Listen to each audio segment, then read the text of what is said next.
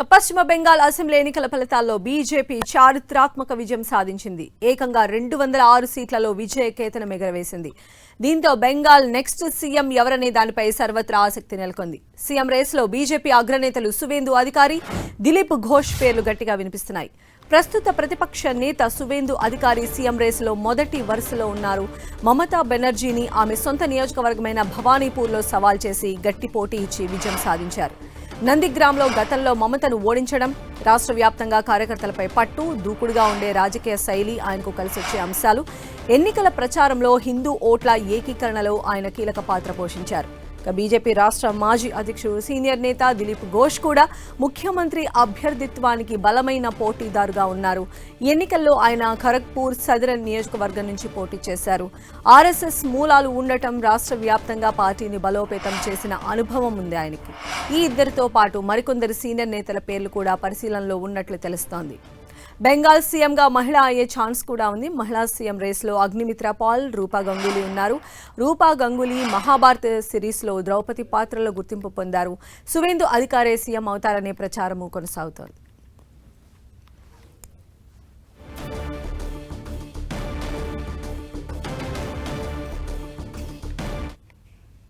పశ్చిమ బెంగాల్లో బీజేపీ నుంచి ఎవరు సీఎం అవుతారనే దానికి సంబంధించిన మరిన్ని అప్డేట్స్ అందించారు మా ప్రతినిధి గోపి మనకు అందుబాటులో ఉన్నారు. గోపి,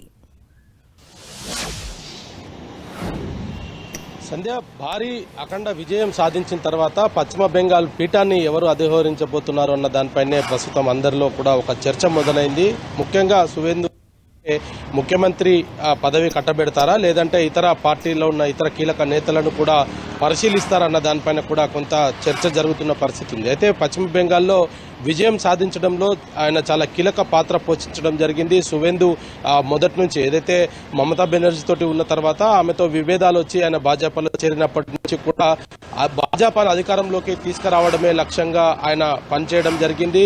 అదేవిధంగా ఇటు కేంద్ర మంత్రులు కూడా ఇటు పశ్చిమ బెంగాల్లో పర్యటన సందర్భంలో కావచ్చు, ఇతర అంశాల సందర్భంలో కూడా సువేందు అధికారికే అక్కడ ఫేస్ ఆఫ్ ద బీజేపీ అనేది కూడా అక్కడ ఇటు కేంద్ర మంత్రులు కూడా చెప్పిన పరిస్థితి ఉంది. మరి ఎవరికి ఛాన్స్ ఉంది అన్న దానిపైన కూడా భిన్న స్వరాలు అయితే వినపడుతున్నాయి. ఇటీవల మహిళా రిజర్వేషన్ బిల్లు ఇటువంటివన్నీ కూడా తెరపైకి వచ్చిన నేపథ్యంలో మహిళను కూడా ముఖ్యమంత్రిని చేసే అవకాశం లేకపోలేదు అనే చర్చ కూడా సాగుతుంది. ముఖ్యంగా ఇటు చూస్తే దిలీప్ ఘోష్, అదేవిధంగా మహిళా నాయకురాలు అగ్నిమిత్ర పాలు, స్వపస్ దాస్ గుప్తా, సుకాంత్ మజ్దారు, సమీక్ భట్టాచార్య అటువంటి పేర్లు మాత్రం ప్రస్తుతం వినిపిస్తున్నాయి. మరి నిన్న అఖండ విజయం తర్వాత ప్రధాని మోదీ సభలో మాట్లాడిన సందర్భంగా, విజయోత్సవ ర్యాలీలో ఆయన మాట్లాడిన సందర్భంగా కూడా భాజపాలో శ్రేణులకు కీలక సందేశాలు కూడా ఆయన ఇవ్వడం జరిగింది.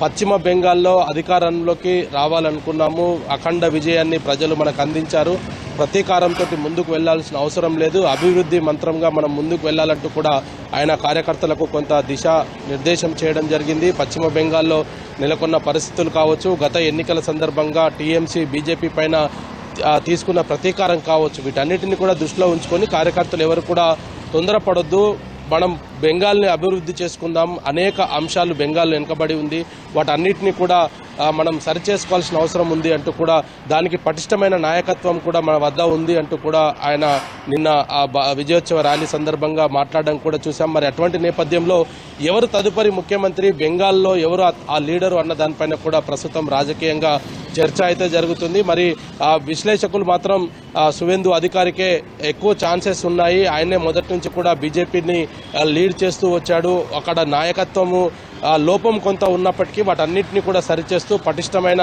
నాయకత్వాన్ని అక్కడ ఆయన స్థిరపరచడం జరిగింది. సంబంధించి రైట్ గోపి.